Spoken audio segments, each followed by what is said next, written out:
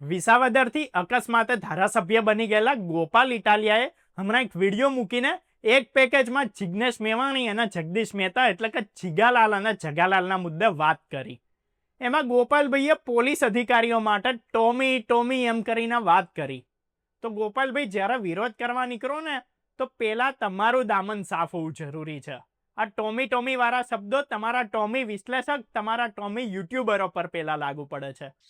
પણ મહેનતથી મેળવેલો પટ્ટો છે ને કમરે પહેરવા માટે આપ્યો છે, ગળામાં ટોમીની જેમ પહેરવા નથી આપ્યો. અને જે ટોમી બની ગયા એના પટ્ટા તો ઉતારવાના છે. કેમ નથી ઉતારવાના? જે તમારા અને તમારા પક્ષના કેટલાક લોકોના બચાવ કરતા ફરે, એમને ઓવર કવરેજ આપતા ફરે છે. એમનો કૂવો એટલે આપ અને કૂવાના દેડકા એટલે યુટ્યુબરો. જેમ ગોદી મીડિયા શબ્દ વાપરતા હો છો ને, પણ તમારી યુટ્યુબ મીડિયા માટે હવે તમે કહો છો ને એ શબ્દ જ સારો સેટ થાય છે. એટલે તમે તમારી એક ટોમી યુટ્યુબ મીડિયા ઊભી કરી છે. એટલે ટોમી ટોમી છે ને એમને પેલા લાગુ પડે છે. હવે દારૂના મુદ્દે જે ચર્ચાઓ ચાલે છે ને એમાં ગોપાલભાઈ તમારે એ યાદ કરવું જોઈએ કે તમારા મુખ્ય નેતા અને પૂર્વ મુખ્યમંત્રી અરવિંદ કેજરીવાલ દારૂના કૌભાંડમાં જેલમાં જઈ આવેલા છે. ગુજરાત આપના કેટલાય નેતાઓ અને એમાં કોણ કોણ પીવાના શોખીન છે ને એ બધું જ જાહેર છે.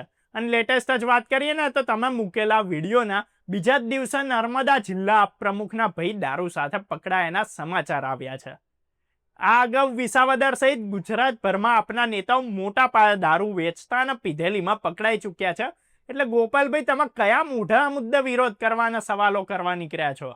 તમારી આપના અઘોષિત પ્રવક્તા જેવા જગદીશ મહેતા સામે આટલી ઝડપી ફરિયાદ થઈને એવી બધી વાતો કરો છો ને, તો ભાઈ જગદીશ મહેતા સામે ફરિયાદ પછી પણ એમની સામે ઉપરથી કાર્યવાહી હજુ સુધી ના કરીને એમના ઉપર તો સરકારના પોલીસ વિભાગે લિબર્ટી બતાવી છે.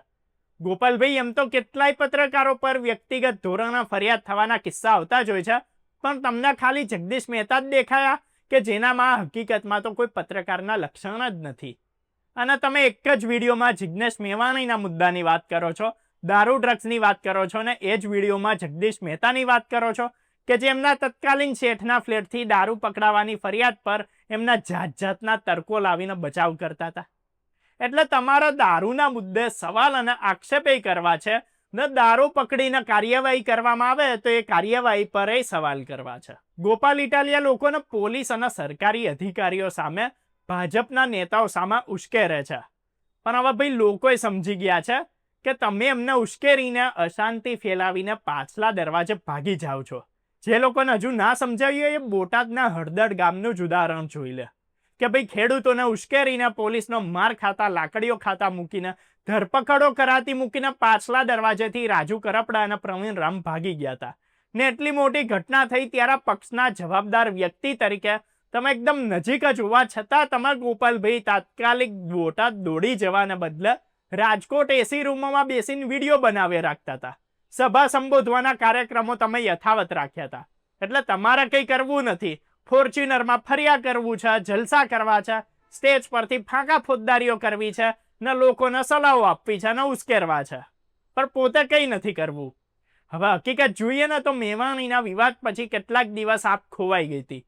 એના પરથી સાબિત થઈ ગયું હતું કે ભાઈ આપ એક સોશિયલ મીડિયા જેવી પાર્ટી છે.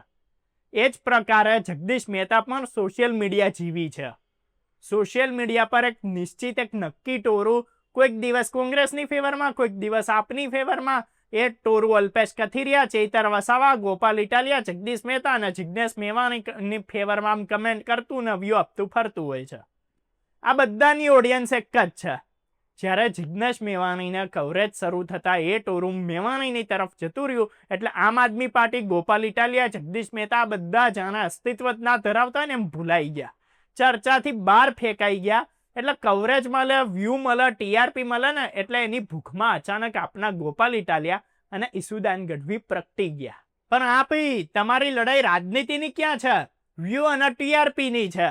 સારું ત્યારે ભાઈ હવે મોકલી દેજો ગોપાલભાઈ તમારા ટોમીઓને નીચે કમેન્ટમાં ગારો દેવા માટે.